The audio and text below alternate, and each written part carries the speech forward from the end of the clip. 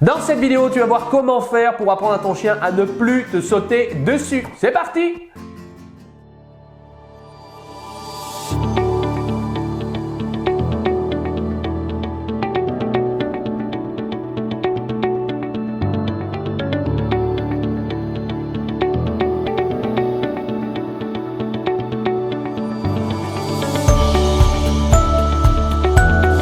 Hey, bonjour à tous et bonjour à vous les maîtres, c'est Vincent Marchal, l'expert canin, bienvenue dans cette nouvelle vidéo et aujourd'hui on va voir comment faire pour empêcher ou pour apprendre à ton chien à arrêter de te sauter dessus. Si tu regardes cette vidéo, c'est que tu as un chien, peu importe sa taille, du petit chihuahua au grand bull mastiff ou dog allemand, kangal ou lévrier irlandais qui te saute dessus et tu ne sais pas comment faire.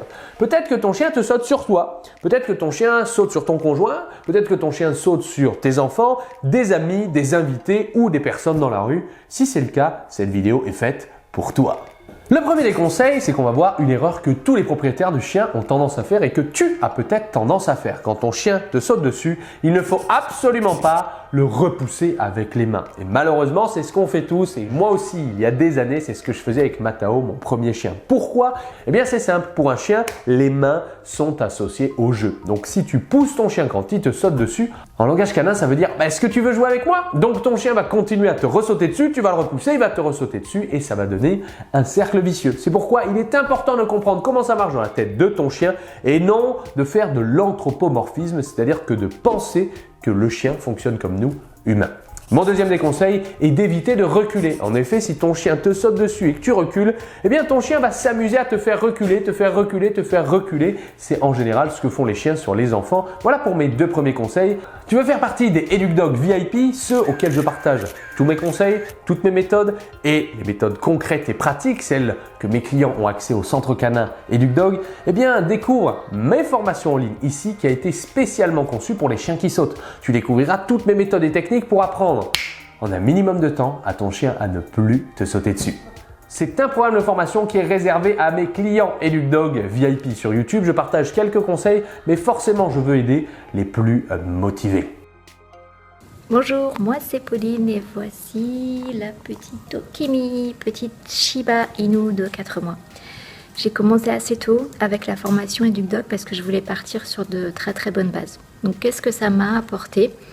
Eh bien plein d'informations que j'intègre petit à petit, que j'applique et qui marchent. J'ai aussi un soutien avec la communauté, donc sur Facebook, mais aussi les séminaires en live. Donc j'ai posé des questions, j'ai eu des réponses. Ça, c'est vraiment top. Je vous recommande la formation EducDog, qui encore une fois est très sympathique, très ludique et qui nous permet de développer un super lien avec notre animal. Je conseille vraiment à tout le monde de prendre les formations, de regarder. Après, moi, ce que ça m'apporte, c'est beaucoup de connaissances. Et en plus, il est tout jeune, donc j'en profite énormément. Donc n'hésitez pas à faire appel à EducDog, il va pouvoir vous aider comme il a pu m'aider.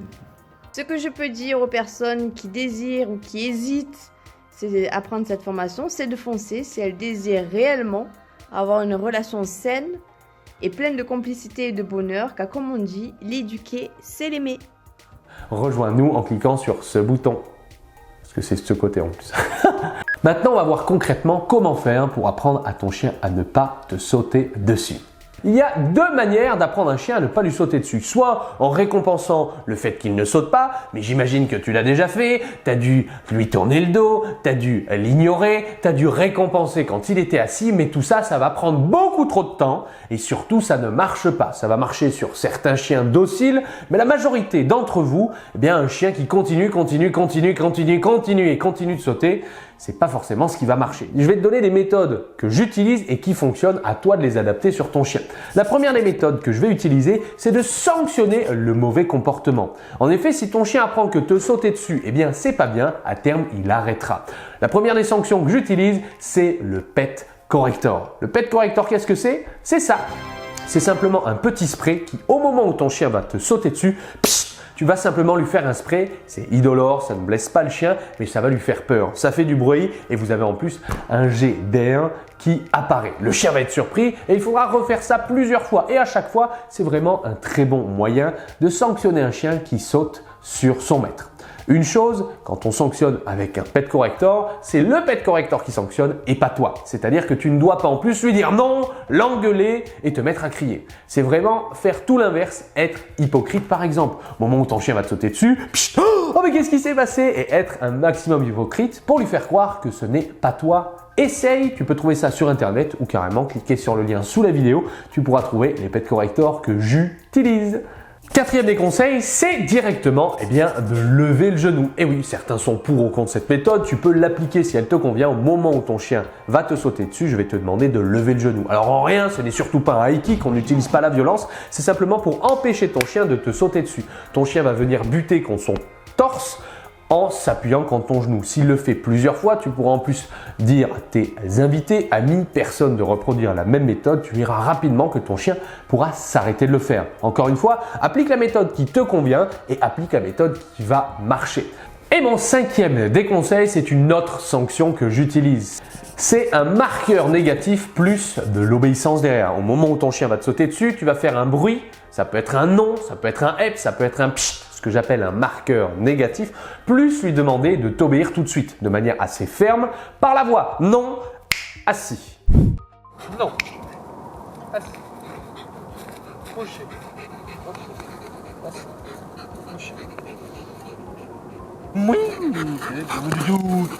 c'est ça. À ce moment-là, le but du jeu est de faire preuve d'autorité, pas en étant autoritaire, mais simplement pour que ton chien t'obéisse à ce moment-là. Applique la méthode que tu veux. Personnellement, j'applique les trois, je les utilise et je les applique pour tester sur quel chien ça va marcher. Le marqueur négatif, le chien chaud, assis, et le faire à chaque fois jusqu'à ce que le chien s'arrête. Ok les amis, je vous remercie d'avoir regardé cette vidéo. Je t'invite à vraiment mettre en application ces conseils, adapte-les en fonction de ton chien. N'hésite pas à me poser tes questions dans les commentaires. Mon équipe et moi-même, on se fera un plaisir de t'y répondre. Je t'invite à mettre une énorme papate bleue, à encourager Dugdog pour te faire plus de vidéos et te partager encore plus de conseils, de complicité, de fun avec ton chien. Et dernièrement, je t'invite à t'abonner pour rejoindre la chaîne YouTube Dugdog pour devenir un passionné et un amoureux de ton chien et surtout de tout comprendre sur lui et de tout comprendre sur toi, c'est-à-dire comment tu dois te comporter avec ton chien. On n'oublie pas Dugdog, l'éduquer c'est l'aimer.